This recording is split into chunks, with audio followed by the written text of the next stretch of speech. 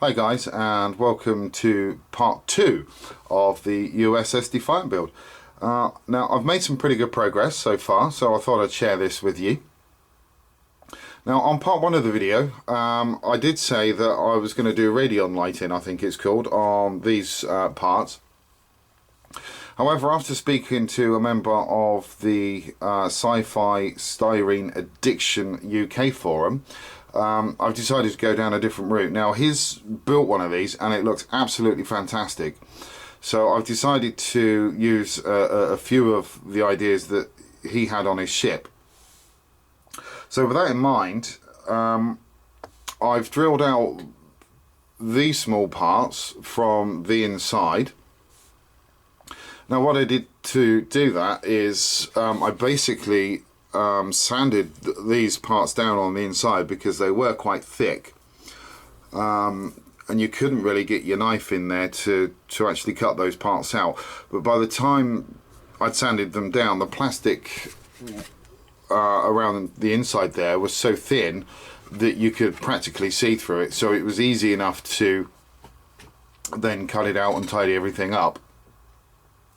What I'm going to do is, on the inside, I'm going to use a milk carton, basically, to help diffuse the light, and that's going to be stuck on the inside, pretty much well like that really. That will help diffuse the light, and then these parts will then be basically glued to the outside of those. Now I will use micro crystal clear or canopy glue to do those bits, so that's looking quite good. Well, what I like to call the impulse reactors, I've removed all of the plastic from the inside of these. Now I have used various size drill bits from 1.2mm all the way down to a 0.6mm. I then used a really sharp hobby knife to go in and remove as much of the plastic as possible. That was followed up with some really small files, and then just to help finish it off with 420 grit sandpaper just to smooth all the edges down. One of the other things that I've also done is on the sides there, as you can see, I've removed the plastic there for the impulse engines. Now what I'm going to use is a little bit of copper pipe. Now this is a 22mm down to a 12mm, and what I've done is on the inside, you can see there, I've put some wire mesh in there, and on the inside I've also put some milk carton. So when the light shines through, you're just going to get a really nice diffused look. Now this hasn't been finished because I need to paint the inside of this just to help give it a look of realism. And what I'll do, once this is in place in there, like so, all I'll do is I'll just use a little bit of squadron putty around the outside and then sand that down, and then that should look pretty good.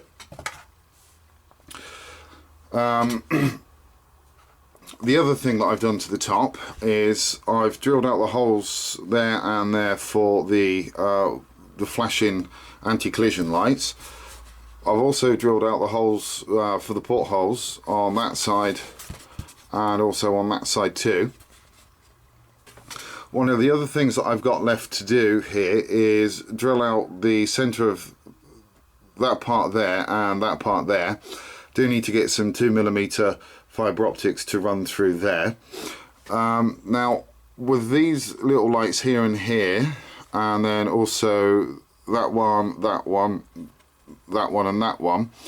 I'm still toying with the idea of cutting those off and using 0.5mm fibre optic cable for those and running some lights through them, but I'm not quite sure whether I'm going to do that yet or not. One of the other things that I've done is for the navigation lights is I've cut out the holes on that side and also on that side too. So that just about does it for the top. Now for the bottom, what I've done is I've cut out all the windows there and also on the other side too. Now the plastic at the back ends of this was quite thick, and it did take a little bit of time to actually get through those. The other thing that I've done is I've put in this part here. Now I did have a problem with the installation of this part because this corner here kept on rising up, and I couldn't quite work out whether it was this plastic part that was doing it or the plastic underneath. So what I did do, just to take a bit of a shortcut really and save some time, is I just removed the whole of the plastic part there on the inside. So what I need to do now is just run along the edge on the inside with some putty just to help light leak it. I mean, that is in there securely now with glue. And then what I need to do on the outside is just run some squadron putty around the outside just to fill in the little gaps there that are left where the parts don't meet properly, and then sand that down. I've also put the holes in there for the navigation lights, and again, as you can see, I've put the other half of the hole on these parts for the navigation lights.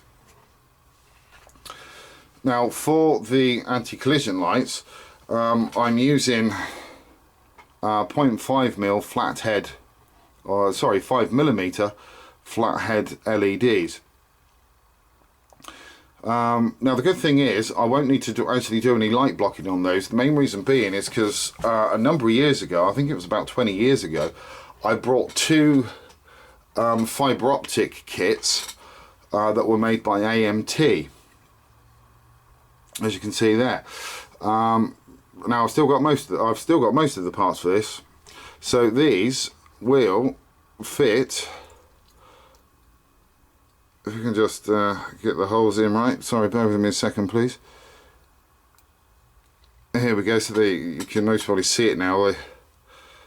The light, the bulb is actually in there now, and the wires just run out the back of it. And then these parts here, they're the covers, and they just snap into there. So I can drill out the holes on that side of the covers,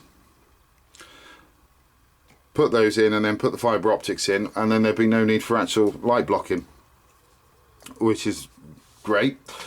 One of the other things that I've also done is on the back piece, you can see there, I've cut out two holes.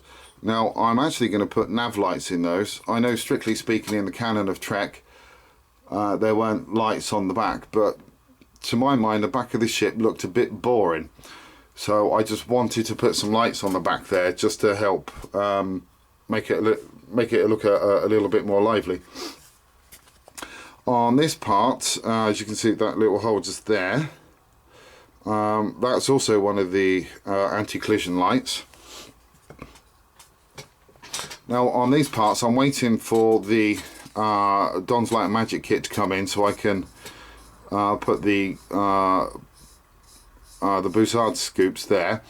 Now this is one of the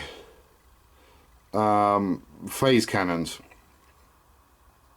so I will need to drill those out and use most probably 2mm the fibre optics again to light those up. And on the, well, what looks like a firewall, these two parts here I need to remove and put in fibre optics in their place, because they are meant to be floodlights that shine through on the bottom of the front of the hull. So they're the bits that I've done so far. Bits that I've got left to do really is the bridge section on here. I'm still trying to find a way of actually lighting or putting the floodlight in there for the registry. That's proving to be a little bit difficult at the moment, but there is a website out there, and I'll put that up in a minute, where you can actually buy a replacement bridge for this. I think it's about $6, so I'm not sure what that would be in pounds at the moment. So I'm thinking about buying one of those and seeing if it would be easier for me to use that to modify. One of the other things that's on the same website as well is a shuttle bay for the USS Defiant, which would, I believe, fit about there. So I'm not sure whether I will use that or not, but that's only $28. So really, for those two parts, you're looking at $36, which isn't too bad. I'm not sure what the shipping would be to the UK, but the pole itself, it runs through that middle part there, so I'm not sure whether I will actually use it or not. Okay, so what I'm going to do is I'm going to set the model back up for you, so you can see what it looks like with the blue and the red lights coming through the top. So if you bear with me a second, guys, I'll get that set up for you. So this is the impulse engine on the starboard side of the ship. Now in person that does give me a nice steady glow, which is what I'm after, but as usual on camera it does look a little bit washed out, but you can see the general effect there that we're going for. So what I'll do is I'll get the warp drive reactors and the impulse reactor set up for you, so you can take a look at those. So if you bear with me a second, I'll be back with you. Okay guys, so this is what the warp reactors look like lit up. Now that is being slightly overexposed, really, to be fair. It does give me a nice sort of steady blue glow coming from there. Now as you can see on these three sections, I do have the little plastic parts put back in, and this one I've purposely left blank. Now I think what I might do, just to help diffuse it a little bit more, is actually paint the clear blue Tamiya paint on the inside, just to sort of try and help that a little bit more.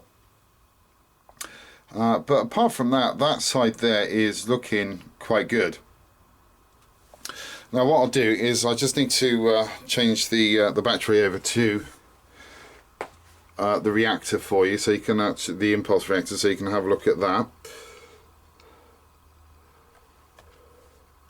If you just bear with me please guys, this will take a second or so to set up.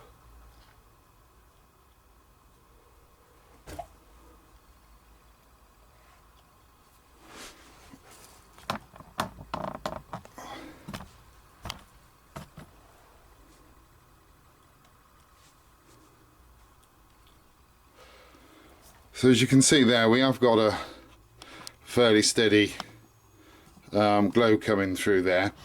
Now that is only with LEDs coming through from one side only. I do need to put another strip on the other side of that just to get the proper glow coming through. But apart from that, it's not actually looking too bad at the moment. I'm quite happy with that, to be fair. Now I'll just swing the camera around, and let's just pull back out a bit. There we go. So now you can see what the windows are going to start looking like on the ship itself, with the LEDs strips in there. Again, they're just temporarily placed in there, so the light isn't properly focused on all of the windows there. But again, that's not looking too bad. So okay, that's about it for now guys. So I'll come back to you again on the next update. Until then, please do take care.